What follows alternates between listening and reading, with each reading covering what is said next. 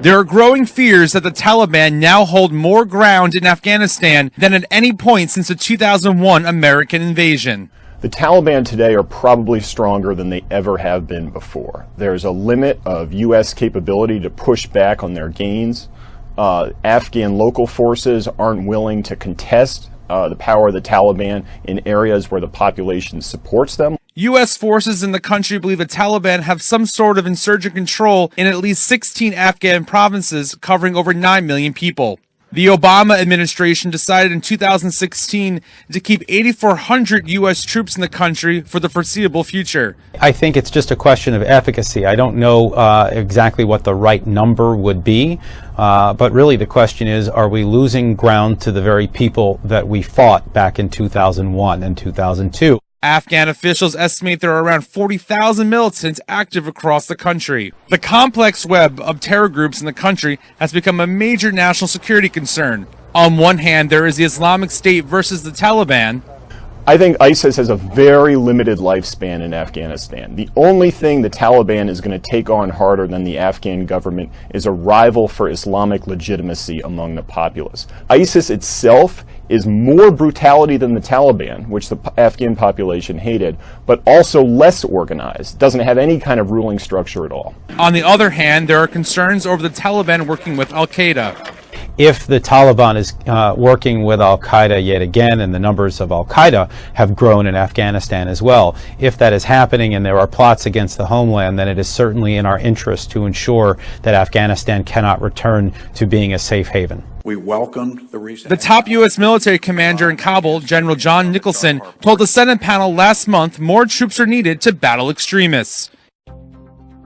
In a written message to the United Nations, Pope Francis urged all national, international, and civic organizations to work with determination to promote the necessary conditions for a world without nuclear weapons. In his message released Wednesday, Francis said that the international judicial framework is grounded on peace, the pacific solution of disputes, and the development of friendly relations between nations. Wednesday's message was meant to coincide with a meeting in New York of a UN conference to negotiate a legally binding instrument to prohibit nuclear weapons. The Pope stated an ethics and a law based on the threat of mutual destruction and possibly the destruction of all mankind are contradictory to the very spirit of the United Nations. China has signed an agreement to build a combat drone factory in the Middle East. Earlier this month, Saudi Arabia's King Salman visited China to sign off on a series of deals amounting to $65 billion. Included in those deals was an agreement between Saudi Arabia and China Aerospace Science and Technology Corporation, which allows the Beijing-based company to establish a factory to build combat drones in Saudi Arabia. The company currently manufactures the CH-4 UAV, a drone similar to the U.S. Air Force's MQ-1 Predator. The CH-4 can carry AR-1 missiles capable of hitting soldiers, tanks, and small boats within 1.5 meters of the target. The deal allows China to increase its manufacturing footprint in the Middle East, as well as promote stronger ties between Beijing and Riyadh.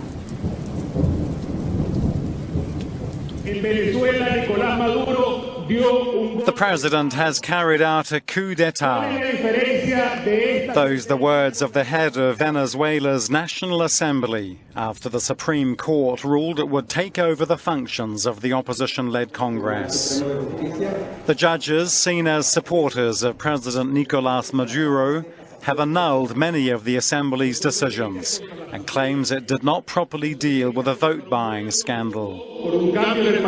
This is a ruling against a people who voted for change in their country, said the head of the Assembly. The Supreme Court believes it can walk over the Venezuelan people. In the name of the people, I want to say clearly what this ruling means to us.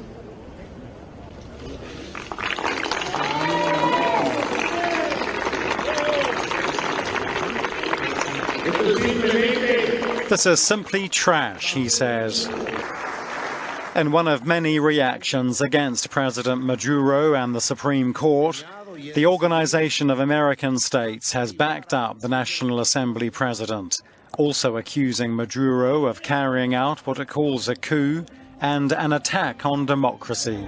Americans love their UFOs, and if you think you've seen one, apparently you're not the only one, especially if you live in California. A new UFO reference book came out. It's written by a couple of experts in the subject. They say California has the most UFO sightings in the country. Now, in total, there have been more than 120,000 UFO sightings in the U.S. from 2001 to 2015. In that time, the Golden State saw almost 16,000 of them. And apparently, it's not just the crazies out there running around saying they finally saw one. One of the authors says the majority of the people were sincere and just wanted to get it off their chest. The authors say reported sightings usually go up during the spring and summertime since more people are hanging around outside. On a day full of jokes and pranks, a real comet will swoop close to Earth. Comet 41P is known by the nickname April Fool's Day Comet thanks to the timing of its closest approach to our planet. Comet 41P makes its way around the Sun every 5.5 years, but this visit marks its closest point to us for over a century. Astronomers and space fans have already been tracking the comet's progress. It will pass at a distance of just under 14 million miles. That's plenty far away for us not to have to worry about it, but close enough for some potentially fun telescope observations. Astronomers and space fans have already been tracking the comet's progress. This comet is famous for major outbursts that make it highly variable in brightness and offers a fascinating piece of space reality on an otherwise whimsical day.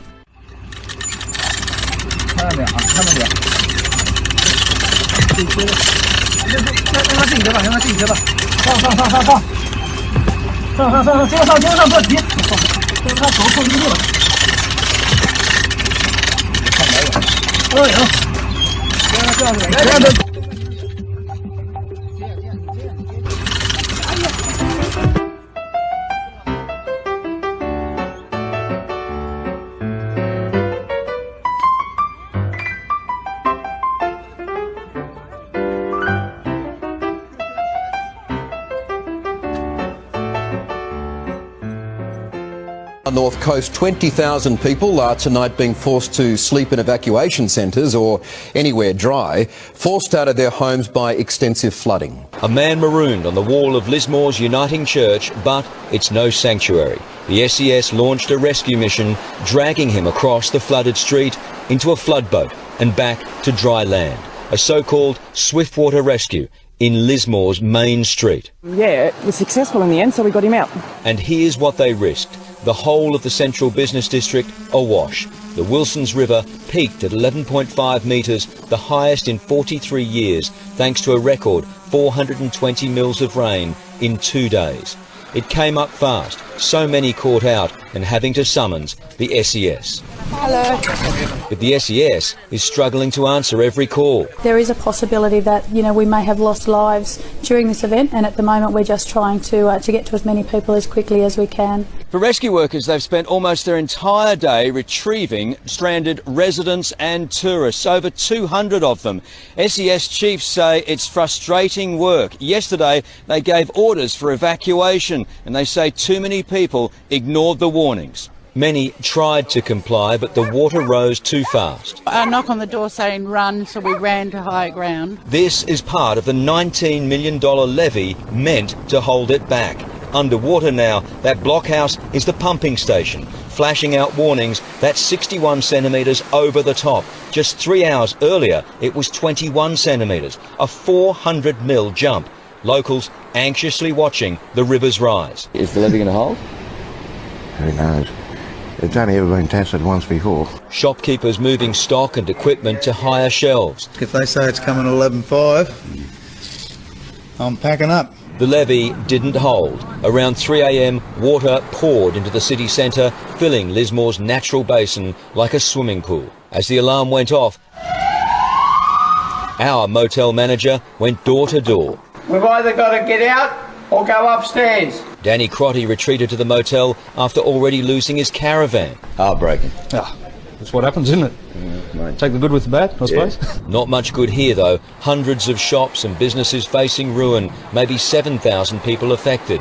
George Pashkow, philosophical, as only a laundrette owner can be. But anyway, it'll all come out in the wash. But no joke when locals saw what had been done. Even the police forced to retreat to higher ground.